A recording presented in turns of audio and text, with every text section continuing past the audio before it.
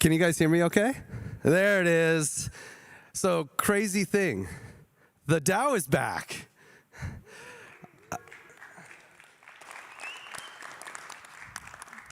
I honestly can't believe how much action is happening in the DAO in 2026. It's so much that I have to just zoom through this thing.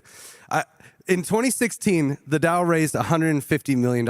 It actually proved the idea of capital formation in Ethereum. After that, ICOs became huge, and really the first major use case of Ethereum was born. 99% of that money has been claimed by the victims of the hack, and somehow we have $300 million left in DAO contracts. Okay, let's get into this. Why is that the case? So, as I said, the DAO raised $150 million in 2016, and actually, ETH was pretty cheap, $12.50 about. And this was 14% of the entire market cap of Ethereum. 14% of all Ether were in DAO contracts. We were famously hacked. I'll just go back. So we were famously hacked. A hacker came in, stole $50 million out of the contracts. And I mean, this was early days Ethereum. Solidity was literally 8 months old. And there were bugs, lots of bugs in the DAO contract, as we later found. And to solve the problem, we initiated a hard fork. So the Ethereum community decided to make an irregular state transition that took all of the money that was in the DAO. Because, let me back up. The DAO was not like a normal hack where people can just take the money and send it to exchanges. The way the DAO hack worked was that all the Ether was locked for 35 days. It couldn't be moved out of DAO contracts. So we had 35 days to hard fork the network and rescue all the money.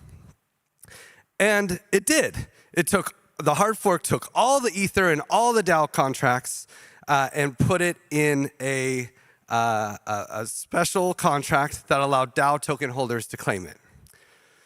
The thing is, DAO token holders only represented 97% of the claims. There was another 3% that actually were called edge case funds. And I basically led the cleanup effort from every angle. After the DAO hacker stole $50 million, I led a team to steal the other $100 million, right? I also led the team that managed that last 3%. This was the DAO curator multisig. So we wrote new contracts that solved the problem for the people who didn't have DAO token holders, but still needed to claim their ETH. I also led another team that really made the DAO hack, let's say, special. When the DAO hack hard fork happened, it was somewhat controversial. This was before, Bitcoin Cash. This was the first hack of its kind, or the first hard fork of its kind. A very controversial hard fork where some people said, actually, the DAO hacker should keep his money. And there was effectively a rip in the space-time continuum of Ethereum, where a parallel universe was created, where people who didn't like the hard fork, they could run the old Ethereum clients and create another blockchain where the DAO hacker still had their money. And as another DAO hacker, my team, the White Hat Group, we also had about 10% of all ETC in existence. And so we rescued that money on the ETC chain, gave that back to all the DAO token holders, and then the DAO hack got to make history, a feat that I don't believe has still happened to this day, where I think it's the only hack ever where everyone made money. The DAO hacker had millions of dollars on ETC. DAO token holders got all their Ether back and also free ETC. And even the Ethereum Foundation, which didn't participate in the DAO in any direct way, they got airdropped a bunch of ETC. They were able to live off ETC for over a year, not selling Ether. It was this crazy thing where it was actually a really good thing for Ethereum that the DAO got hacked. And 99.3% of the money that was rescued and that's sitting in the hard fork contract has been distributed to DAO token holders. I think the rest, that 0.7%, that's about 80,000 Ether. That's mostly held by people who probably lost their keys or people who are hodling the DAO tokens for numismatic value one day. The DAO curator multisig, all these random edge cases, about 80% of that was claimed.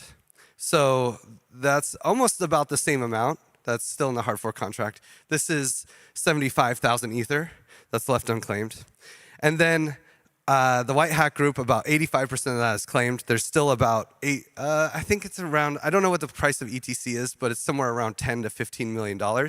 And all of these things are still claimable. If you OGs in the room may have participated in the DAO crowd sale back in the day, like check it out. Maybe you have a lot of money to claim, because this is $300 million now, all this money added together. And something new, something special in 2026 is happening. We're actually taking the funds that are in these edge case contracts, staking them, leaving claims open, and using the revenue from staking to fund Ethereum security. And this is the DAO Security Fund. Why security? Well, number one, this was the original intention. Actually, when we created the DAO Curator multisig and got everybody together, it was like, dude, are we gonna have to do this forever? And it was like, no, we're gonna make a deadline. If you don't claim your funds by January 31st, 2017, then we're gonna donate the rest to smart contract security. We just never did. And actually, we left claims open forever. Giveth has been helping people claim money this entire time, right? People DM me all the time. I helped someone rescue like $800,000 less than a year ago. So claims stayed open. We were all full of hot air. We just kept claims open forever, but that was to light a fire under people's asses, I guess. And why did this happen now? Well, PC from Seal 911, he was talking to Fade from Wintermute, who was 8 when the DAO was hacked, by the way. He somehow came across a blog post and told PC, hey, maybe Seal 911 could get funds from this $20 million sitting in the Curator multisig. You know, they said they were going to donate it to Ethereum security. Try them out. So PC messages me.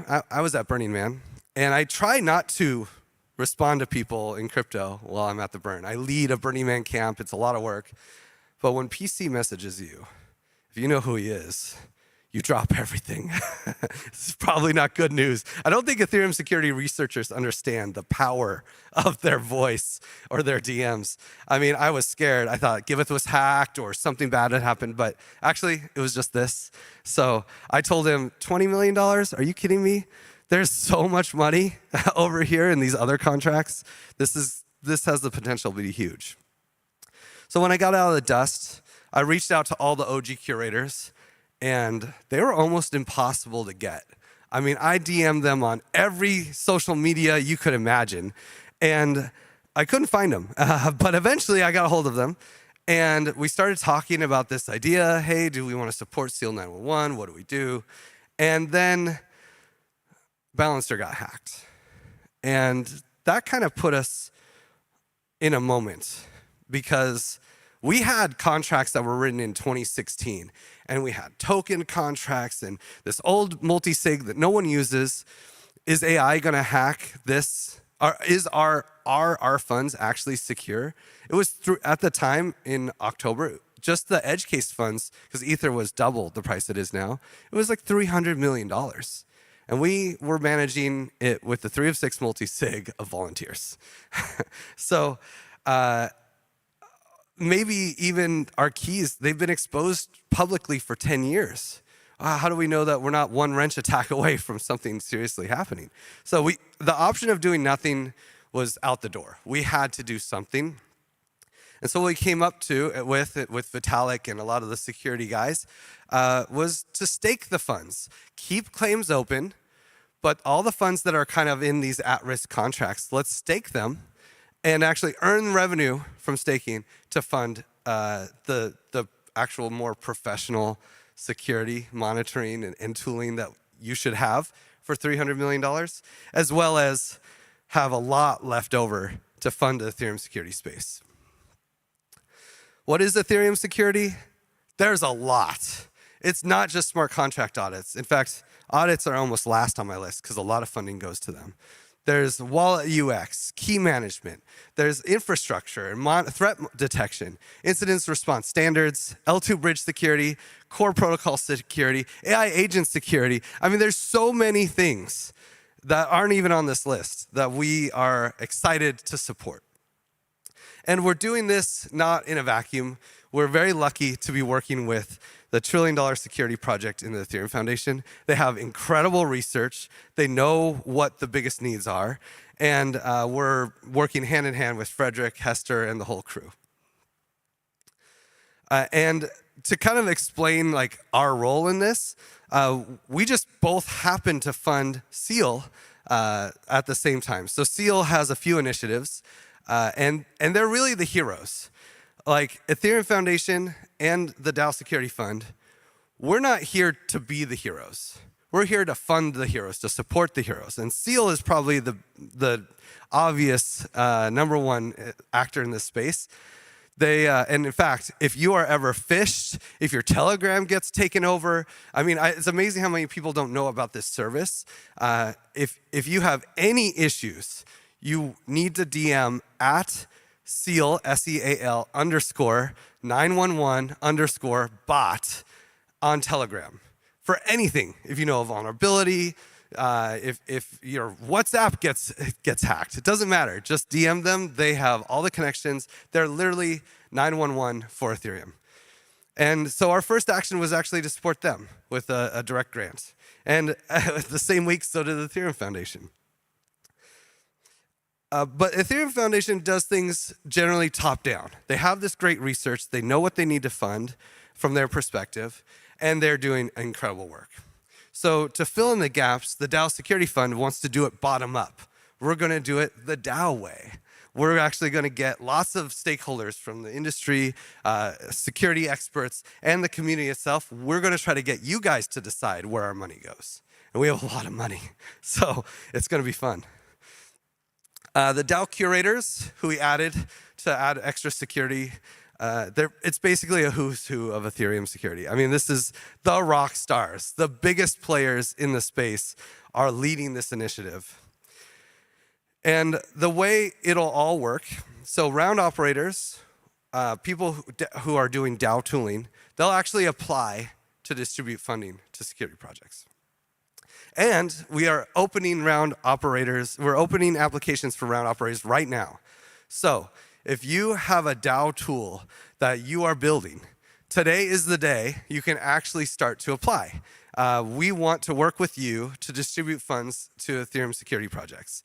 I'll show this QR code at the end again, but these applications are going to be open for a long time. There's no rush here, but the way it'll work is if you are creating a DAO tool that is either using really cool AI or has the ability to take in stakeholders of over 200 people to make a decision of funding distribution, you can work with us to fund Ethereum security projects.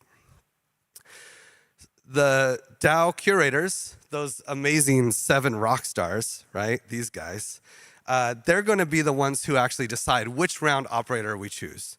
They also choose the scope of the round. Like, for instance, our first round is going to be broadly scoped Ethereum. And the budget for the round, like how much money are we going to spend? Then we actually work with the EF Grants Management Team. This is Boris, Fede, and YJ. We're mostly working with YJ in the EF to create the eligibility criteria. This is really critical. Who gets in the round and who gets out of the round? This is one of the most important decisions, and we're very excited to work with the EF on that. The round operators, of course, manage the round. They market the round. They create applications, whatever is needed. And then the ecosystem, we want to work with you guys to actually figure out the edge cases. Maybe some people are tough applications, you know, like, oh, should we add them or not? So we're going to lean on ecosystem partners. And if you are a security researcher or someone in a company in the space and you want to help us figure out who's eligible, who's not, please reach out because this is really tough work. And Giveth will coordinate everything for the round operators to make their life easy. We're kind of the ones who are there every day, and we will know what to do, and we'll be the backstop for the round operators. Once the round is ready and everything's going, that's when external stakeholders decide who gets what money. So they'll use the DAO tool that the round operator created. Okay, so I have so much to go into because that was just the backdrop. That was like, whoa, this is what the DAO is trying to do. I probably lost half of you already because it is kind of complicated. But we're already really active. There's so much going on. And I don't have a timer here, so we'll see how over I go. But first, we actually hacked the DAO again. Hopefully it's the last time. But Giveth actually led the hack. I've been holding DAO tokens for a while, just in case. And so before we launched, we actually deployed some contracts that would create the split DAO, perform the hack, but we wanted to do it, we wanted to get a lot of work done before we launched so that we could hack safely. Then we upgraded the contracts, we cleaned my DAO tokens. There's so many bugs in the DAO that you have to deal with. This is why the ether that was in the DAO, there's about 50 ether left in the DAO. It hasn't been hacked this whole time because there's so many bugs in that contract. It's very confusing to figure out. And also, there's hardly any DAO tokens available. So we had to do some crazy engineering. Major shout out to Sem Brestles, who's been doing smart contracts for Giveth for a long time. And of course, Jordi Bellina. Those two and I kind of made this all happen. And we were able to rescue 57.83 ETH out of the DAO. If for some reason you're one of the people who sent Ether to the DAO, hey, reach out. We'll give it back. Everything is claimable. All these funds are claimable. Probably the coolest experiment that we started, though, is ETH security badges. If you or anyone you know is just a rock star Ethereum security expert, and they don't have to be an auditor or a white hat, if they are making Ethereum safer with their work, they should really look into applying to become an ETH security badge holder. We have accepted 40 badge holders so far, all the rock stars. The list is incredible. And we're going to accept another 160, 60 more next week, 100 on April 19th, Bicycle Day. And it's really cool to be a badge holder. I think it's going to be a huge reputation. It's going to be something you can put on your LinkedIn even. You'll get token-gated access to a Telegram room and really the most influence on deciding how our funds are spent. We're working with the Bonfires AI team to do this really cool AI, almost reflexive governance mechanism to accept people.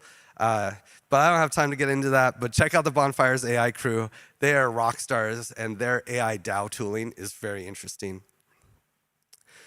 And the first round, and this is probably the biggest thing for action for everyone in the room, is this Ethereum security round. So applications are open. We announced last week. We are giving away over $1 million. This is the largest quadratic funding round that has ever happened. It's this huge matching pool so that if you donate, if you want to support a project with $5, you'll probably be directing hundreds of dollars of funds to that project. It's like donations equal voting in QF. And what's really cool, though, is it's open now, and it's broadly scoped. If you are doing anything in Ethereum security, if you have anything that is of a public benefit, put it in the round. And for us, this QF round is not about funding. I mean, of course, that's like our second KPI, funding the right projects. But the reason we're doing this round is because we want to see the projects get discovered. A lot of people have asked me, what are you even going to fund in Ethereum security? Isn't it just auditors? Don't they have money? It's like there are so many open source tools, so many newsletters, so many interesting things out there that you can use to make your project safer, and we don't know about it. This round is going to bring it all into the light. I'm so excited to see how many people are now using new tools to make Ethereum safer after this round. What else do we have planned? Well, Depending on the price of Ether, we're going to probably run around 2 more rounds this year. It'll be, probably in late summer, another one in the winter. And maybe if Ether goes to the moon, we'll be running more rounds. But we got to let the rewards, the stake and rewards build up. And our main focus for 2026 is building out the community. The Ethereum security community has a huge opportunity, in my opinion. We are all working in our own projects, trying to secure the things that matter to us. But we're spending so much money on securing our projects. And I think that we could actually, if we coordinate effectively, we can save a lot of money and have more impact by working together. So we have the ETH security badges. This brings expertise into our space. There's going to be other projects to bring the industry groups together, do roundtables and things like this to just get people talking to each other and figuring out what projects we can co-fund together to make Ethereum safer and actually reduce the spend on security in this industry. And we will not be paying for your audits. Half the time it's a joke, half the time it's not though. People keep asking me, hey, will you pay for our audits? It's like, no, we're funding things in rounds. So we're not gonna do any solo grants. We're not the solution to your funding issues, but we will be doing huge rounds, and those rounds will be the solutions, maybe a solution to your funding issues. Okay. So many calls to action. First, if you're a round operator, this is the first time, This is the first time you actually have a chance to apply. We probably won't do any rounds until late summer, so don't expect a whole lot of comms here. You got some time to apply, like maybe till June. The QF round though, that's got a deadline on April 15th.